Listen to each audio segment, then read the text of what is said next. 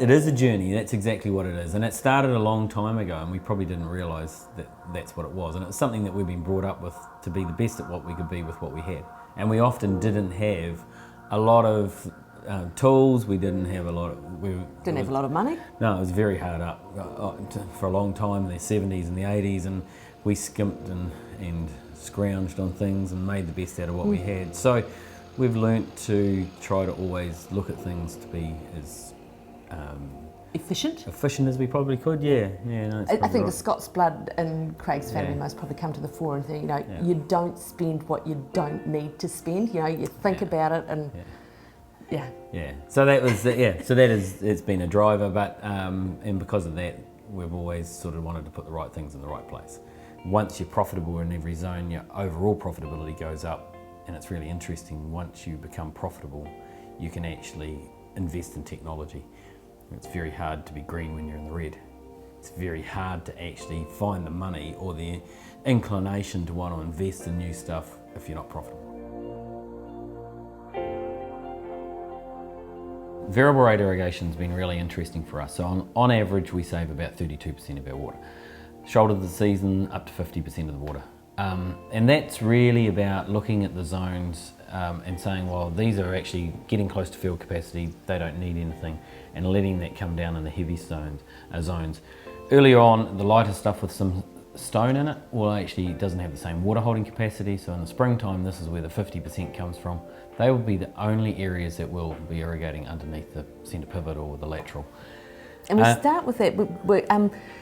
We've mapped the farm, electromagnetic mapping of the farm, so it maps the soil types. So we've got a GIS referenced soil map of where everything changes on the farm by soil type, and that's what underpins the whole variable rate irrigation.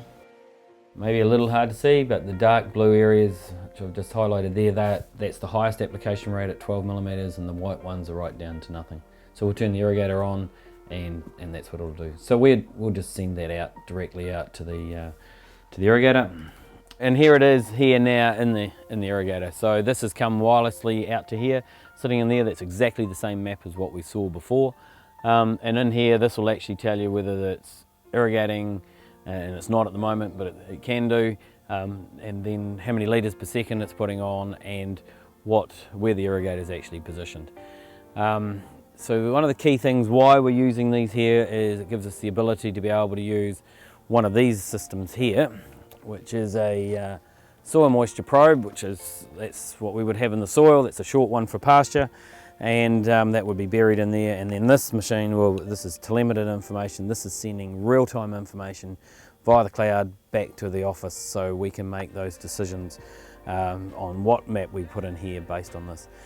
We're trying to be very specific here, not ever stress the crop, don't let it hit stress point, but also don't actually allow it to go to too high so we've got to field capacity. We always want to sit below that, so that we can do that by every zone once we've got this information. For us, it's really important about how we manage these nutrients, and water. And water, and these things all go hand in hand. So we're now able to make sure that nothing is going outside of the root zone. We can't control the rain. No. We haven't got a good enough connection with him upstairs to say we want it staggered. He just does it where he wants.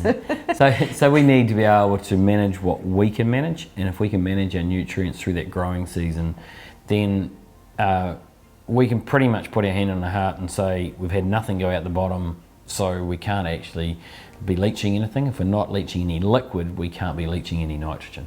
And that's a pretty cool space to be in. Yeah.